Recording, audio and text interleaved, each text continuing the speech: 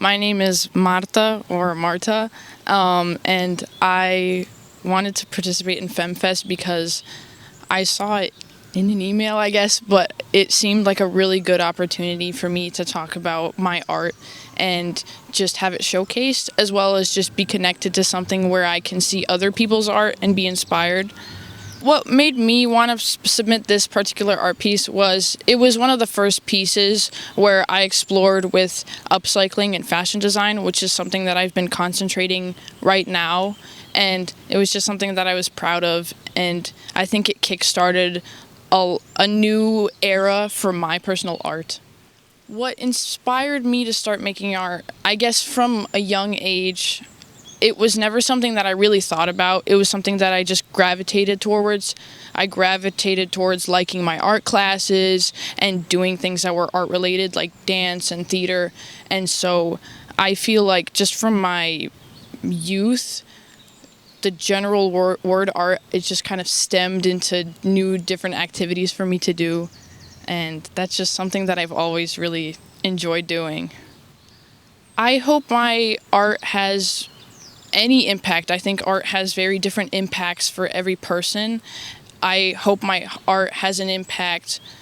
Specifically, my art, I think, is very, I would say, hyper feminine traditionally. And I think in a lot of ways, art is seen as less sophisticated or less thoughtful when it's portrayed in a very hyper feminine way, and I kind of want to embrace that and show that just because something is flamboyant or very traditionally hyper-feminine doesn't mean that it doesn't have deeper meaning or isn't shallow.